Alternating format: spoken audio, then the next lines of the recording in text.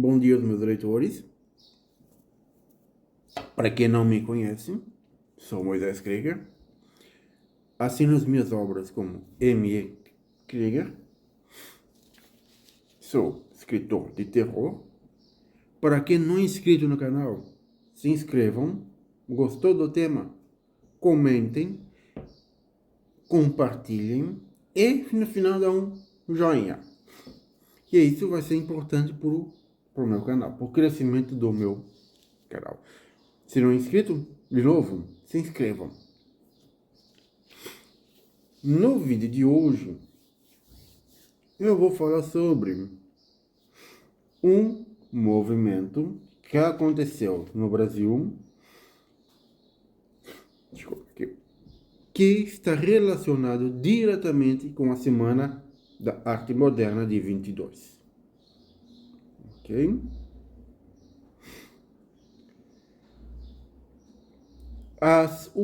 A década de 1920 no Brasil foi de uma certa grande importância no aspecto cultural. Daqui a pouco eu vou aprofundar mais sobre esse tema, depois da vinheta.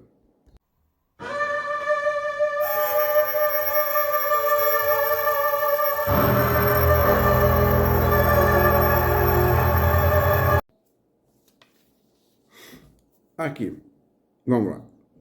O que aconteceu em 1920? Principalmente na década de 1920.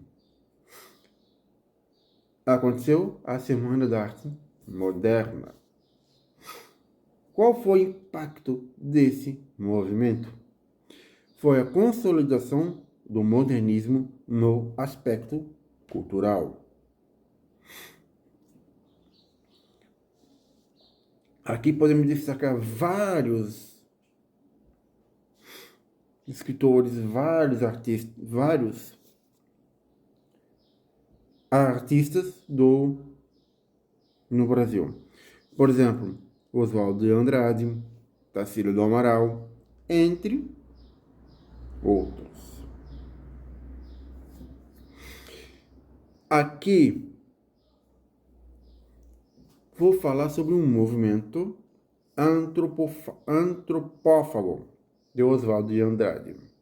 Essa ideia dele surgiu a partir de observações feitas pelo Oswaldo de Andrade, um escritor brasileiro, e um que fez umas viagens pela Europa e observou que ele observou o movimento futurista e percebeu que o compromisso do idealizador italiano Filippo Tommaso Marinetti relacionado com a inovação técnica e a literatura. Certo? Ele fez essa observação onde tinha um compromisso desse italiano com uma mudança da técnica no aspecto da literatura. Certo? E isso ele trouxe para o Brasil. Para ele, via o seguinte, que nós temos que cultivar a nossa essência. Criar algo genuinamente brasileiro. Com isso, ele via que nós temos que devorar entre aspas, tudo aquilo que for europeu. Criar algo que seja genuinamente brasileiro, com uma identificação do cultural brasileiro. Por que isso? Por causa que até a Semana da Arte Moderna, até 22, existia muita influência do pensamento europeu no Brasil. E com isso, ele via nós temos que não importar com tanta influência com essa influência do europeu, cultura europeu. Nós temos que mostrar a nossa identidade. Nós temos que mostrar para o mundo que nós temos uma identidade cultural.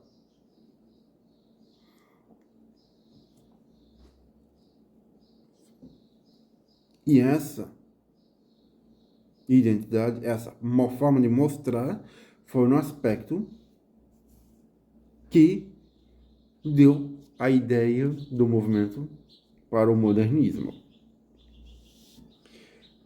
Aqui podemos citar duas principais figuras chaves por um movimento, como Oswaldo de Andrade, que foi o precursor, e a Tarsila do Amaral.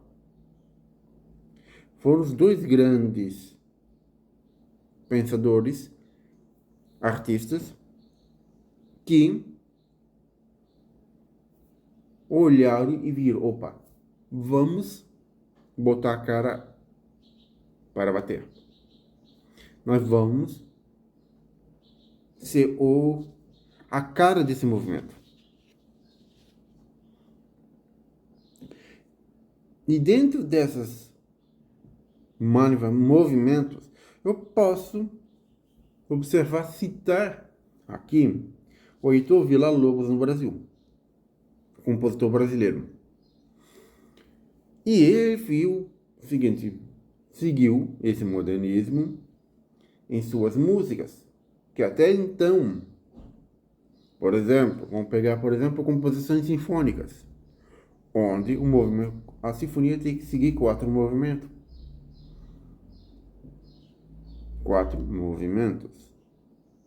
a qual já nessa época já tinha perdido na Europa essa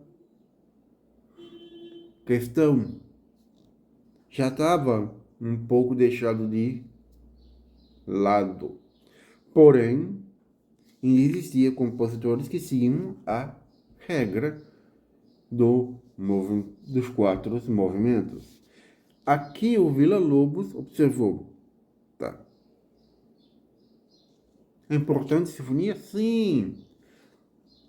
Mas vamos usar algo diferente, como choros, entre outras.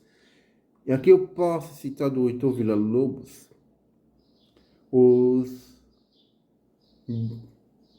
as barrianas, os choros. Escutem o choro rasga o coração. É uma composição maravilhosa. Trata muito bem disso, desse modernismo. Vocês conseguem ver a vida, conseguem ver que é uma música moderna. Mesma coisa os textos do Oswaldo de Andrade. Não segue aquele parâmetro, aquele classicismo, melhor falando, textos clássicos. No estilo clássico, melhor falando.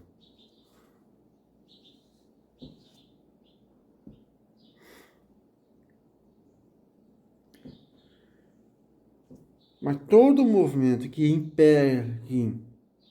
busca algo diferente, novo, sempre vai ter aquelas resistências, a qual observo o seguinte, que existem escritores, existem pessoas, melhor falando, que dizem, ótimo, é ótimo e bom modernizar. É fundamental criar uma identidade brasileira na cultura? Sim. Mas não podemos abandonar aquilo que deu origem a nossa forma. Essa é a concepção crítica ao movimento antropofágico. O que quer dizer com isso?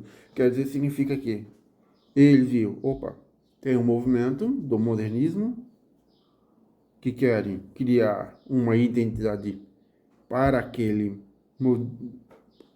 para a cultura brasileira, mas não podemos desmerecer o que já foi feito. Essa era a crítica e uma forma de criar uma resistência ao movimento.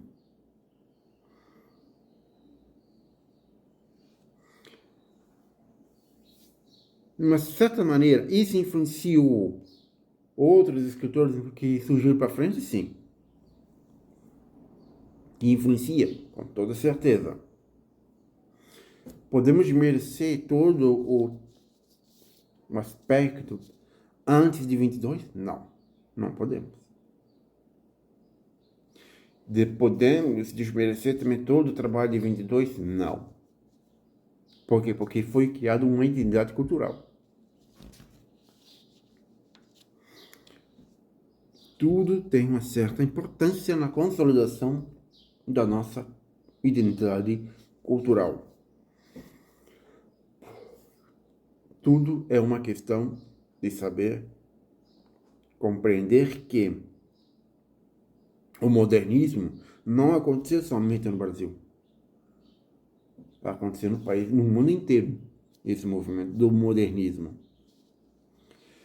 Aqui eu vou citar um compositor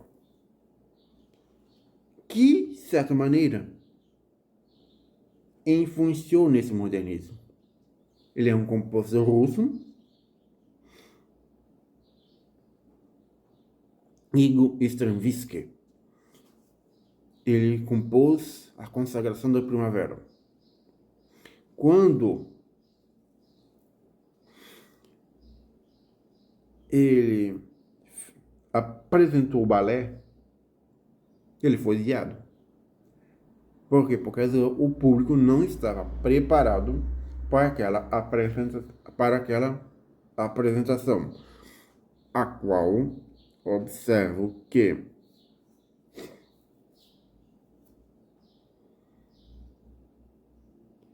é uma composição dificílima. Por quê? Vamos lá. Aqui eu vou explicar por quê. Porque é o seguinte, na música, no modernismo, na música,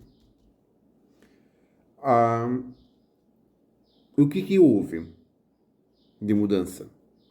O ritmo. Quem determina o desenvolvimento da música não era mais a melodia, a harmonia, mas sim o ritmo. Ele enfatizou o ritmo forte, pungente, e a melodia no segundo plano. E isso também está muito presente, não tão grotesco, não é a palavra grotesco, mas não é tão forte no bolero de Maurice Ravel. Tem esse. Primeiro começa com ritmo lento, lento, depois vai aumentando a melodia no segundo plano. Isso é o modernismo na música. É isso que Villa-Lobos fez. E colocou primeiro o ritmo como no primeiro plano. Depois, no segundo plano, a melodia. No Trenzinho Caipira, é visível isso. Vocês podem ouvir quando estiver ouvindo a música Trenzinho Caipira. Procura no Spotify. Trenzinho Caipira. E Heitor Villa-Lobos. É um dos movimentos das barrianas. Vocês vão sentir o ritmo do trem. O ritmo do trem está em primeiro plano. Em segundo plano está a melodia. Isso é modernismo. Isso, no Brasil, isso foi um movimento, um dos resultados do movimento antropofágico. Foi uma ruptura? Foi. Foi uma forma de apresentar uma identidade cultural? Sim. E hoje, esses compositores, como Heitor Villa-Lobos, Igor Stravinsky, Ravel, entre outros,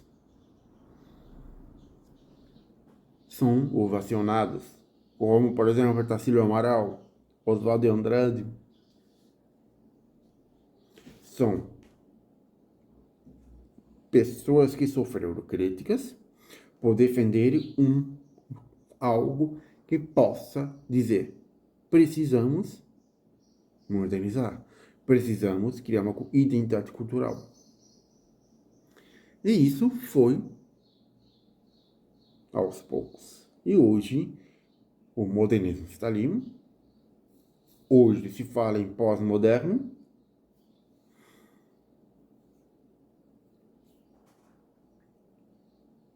Uma forma de criar, de defender que a identidade cultural brasileira esteja presente na cultura. É na cultura que se apresenta a nossa identidade cultural.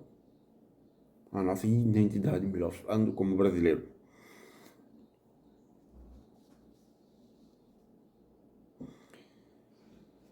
Compreenderam aqui? Daria para fazer uma discussões a mais? Sim. Mas iria prolongar demais o vídeo. Mas eu posso retomar com essa discussão em outro momento, em outro vídeo. Se quiserem, dão um joinha ali, comentem sobre outros aspectos desse movimento antropofágico. E esse vídeo vai estar como curiosidades do meu canal.